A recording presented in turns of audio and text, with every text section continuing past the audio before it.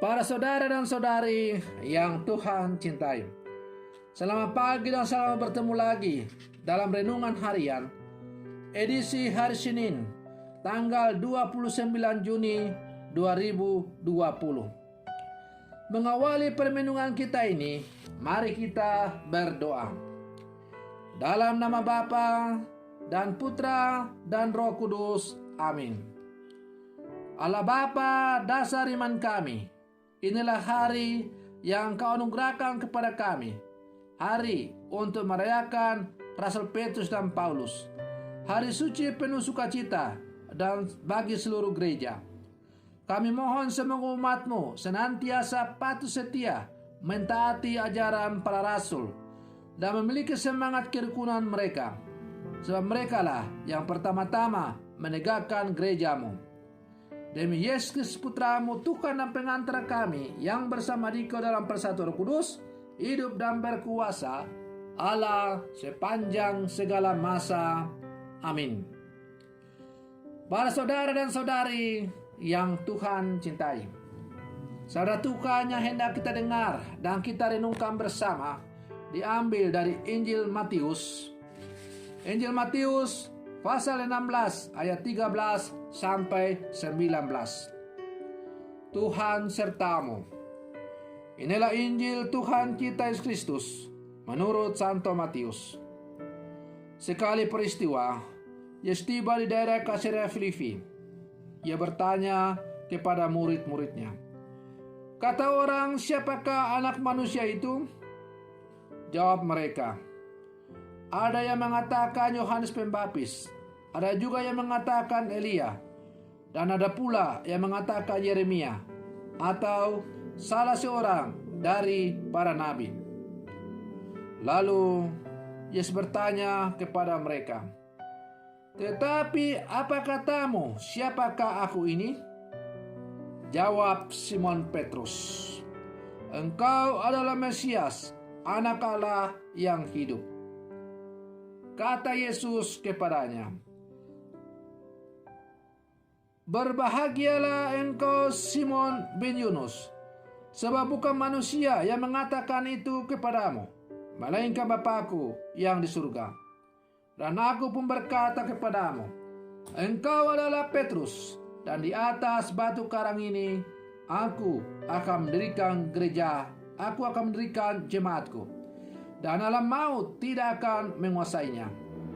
Kepadamu akan kuberikan kunci kerajaan surga, dan apa yang kau lepaskan di dunia ini akan terlepas di surga.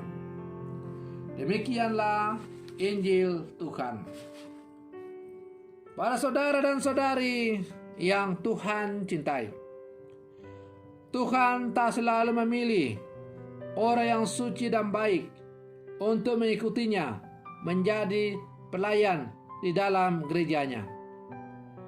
Ia pun memanggil mereka yang dianggap penuh dengan dosa oleh dunia. Petrus bukanlah orang yang istimewa. Pribadinya penuh keraguan-raguan dan jalan pikirannya seringkali ringkas. Orangnya emosional dan kadang-kadang ketika mengeluarkan pendapat tidak berpikir panjang. Tetapi dari mulutnya lah iman gereja tentang Yesus Kristus dinyatakan dengan jelas. Engkaulah Mesias, Anak Allah yang hidup, kata Petrus mewakili gereja menyatakan imannya. Ia pun dipilih Tuhan sebagai batu karang yang kokoh dasar bagi gerejanya.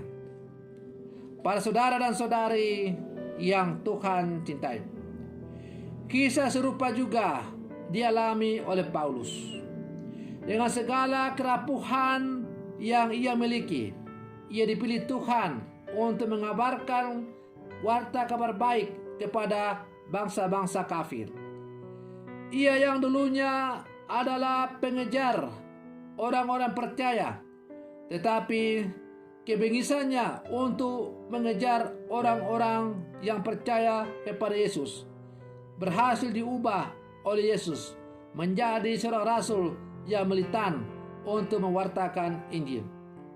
Ia setia dalam perutusannya itu, walaupun ia mengalami penderitaan dan mencurahkan darahnya sebagai persembahan yang kudus kepada yang ia abdi sebagai Tuhan dan Penyelamat. Paulus dipilih oleh Kristus terutama untuk memberitakan Injil kepada orang-orang yang bukan Yahudi. Petrus dan Paulus mewartakan Kristus hanya dengan kesaksian hidup mereka. Meskipun memiliki kelemahan, dengan pertolongan Tuhan, mereka dipilih, diselamatkan, dan diubah oleh Yesus menjadi rasul-rasul yang tangguh. Para saudara dan saudari yang Tuhan cintai, pengakuan Petrus akan Yesus dalam kisah Injil sebagaimana tadi kita dengar adalah merupakan pengakuan gereja terhadap identitas siapakah Yesus itu. Ketika Yesus bertanya kepada para rasul, lambang gereja, maka Petrus tanpa ragu atas nama para rasul, atas nama gereja, tampil dengan mengatakan, "Engkau adalah Mesias, Anak Allah yang hidup." Yesus bukan separuh Tuhan atau separuh manusia. Yesus juga bukan manusia yang diangkat menjadi Tuhan atau Tuhan yang pura-pura menjadi manusia. Pengakuan Petrus justru menegaskan bahwa Yesus adalah Dia yang sungguh Allah dan sungguh manusia. Dia menjadi yang seperasaan dan sepenanggungan dengan kita manusia. Dia mengalami apa yang kita alami, mulai dari yang paling menyenangkan sampai yang paling menyakitkan, bahkan yang mematikan. Allah mengambil bagian dalam kerapuhan manusia dalam arti yang sebenarnya, kecuali dalam hal dosa. Pengakuan Petrus menyatakan kebenaran yang sesungguhnya, bahwa dengan melihat Yesus, pengikutnya telah melihat Allah. Mendengar dan mencintai Yesus berarti juga mendengar dan mencintai Allah. Seorang murid yang mengikuti jejak Yesus berarti juga mengikuti kehendak Allah. Di dalam diri Yesus kita mengetahui seluruh misteri Allah, yakni kehendaknya. Para saudara dan saudari yang Tuhan cintai, pada hari ini gereja merayakan Hari Raya Santo Petrus dan Paulus, dua rasul besar dalam sejarah gereja. Kesejatian seorang murid dapat kita temukan dalam cara hidup dan pewartaan mereka, Petrus dan Paulus. Panggilan kemuridan untuk mengikuti Yesus tak pernah dilakukan setengah-setengah. Petrus dan Paulus menghabiskan seluruh hidup dengan menjadi saksi bagi Kristus dan mewartakan kabar sukacita kepada semua orang. Meskipun mereka menderita dan disiksa, nanti Paulus akan mati dengan dipenggal kepalanya. Lalu Petrus mati dengan disalibkan terbalik, kepala ke bawah dan kaki ke atas.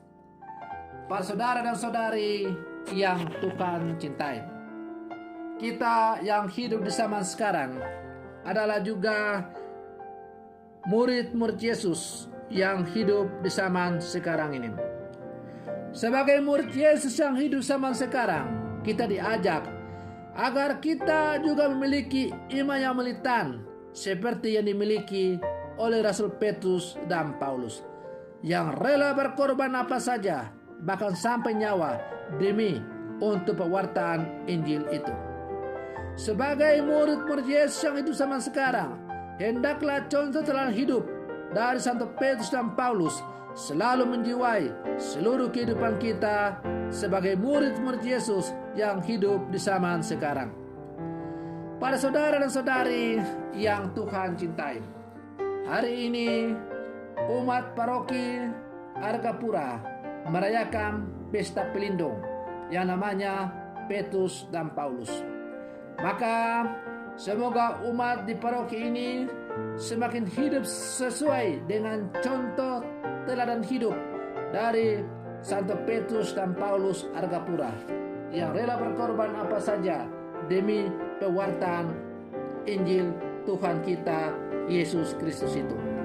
Hendaklah juga umat di paroki ini semakin hidup sesuai dengan apa yang diajarkan oleh Tuhan melalui kedua Rasul Agungnya ini. Maka mari kita pulang dalam kehidupan kita sehari-hari dan kita berjuang untuk melaksanakan apa yang diajarkan oleh Petrus dan Paulus kepada kita tentang Kristus Sang Juru Selamat. Kalau kemudian Yesus bertanya kepada kita, menurut umat paroki Argapura, siapakah Yesus itu? Maka semoga kita bisa memberikan jawaban yang datang dari iman kita masing-masing, bahwa Yesus adalah Sang Juru Selamat, Putra Allah yang hidup, yang membawa keselamatan bagi semua orang. Semoga demikian. Selamat pagi. Tuhan Yesus memberkati.